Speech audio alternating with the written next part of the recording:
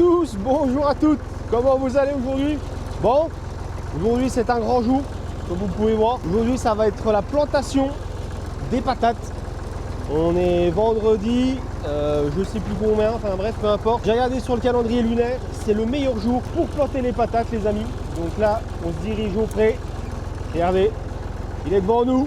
Et là, on va s'apprêter à planter, j'ai pris 15 kg de patates, ou 10 kg, je sais plus, voilà.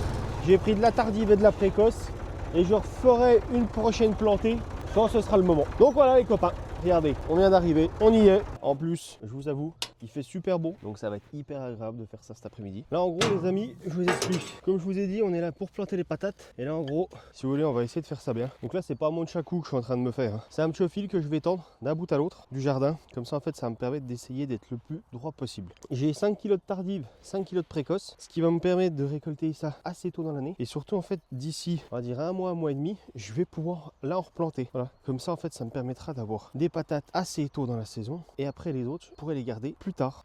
Tac.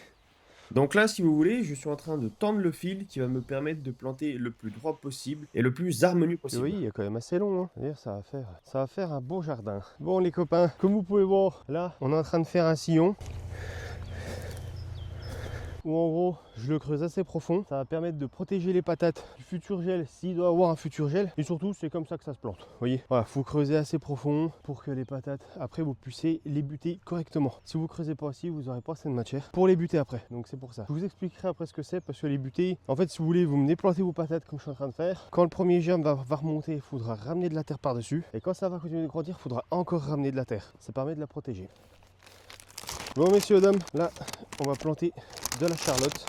Je plante cette variété car elle a un excellent rendement et elle est facile à cultiver sans se prendre la tête. Là, j'ai fait différemment de notre ami Jean-Louis. Au lieu de planter tous les 70, j'ai serré à 30 et franchement ça pousse déjà super bien.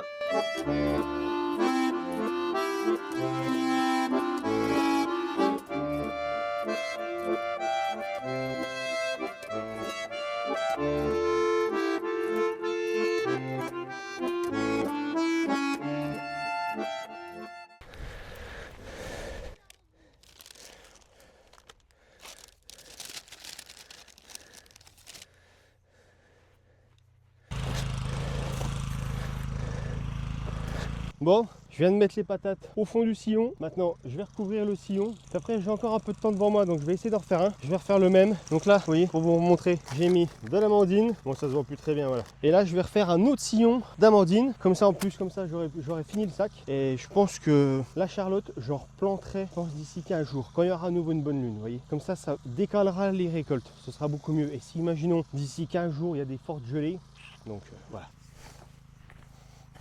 Alors vous voyez, c'est pas compliqué, hein. La terre qu'on est revenu monter pour faire le sillon, et ben là on la reprend et on la remet dessus, ni plus ni moins.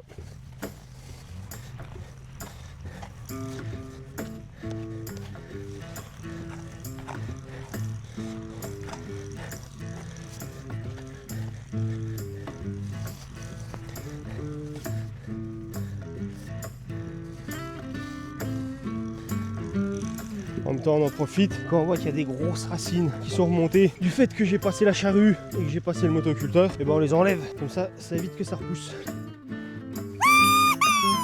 Et la terre est belle, hein. Franchement, c'est du sable. On voit qu'il y a déjà pas mal de vers de terre qui sont revenus.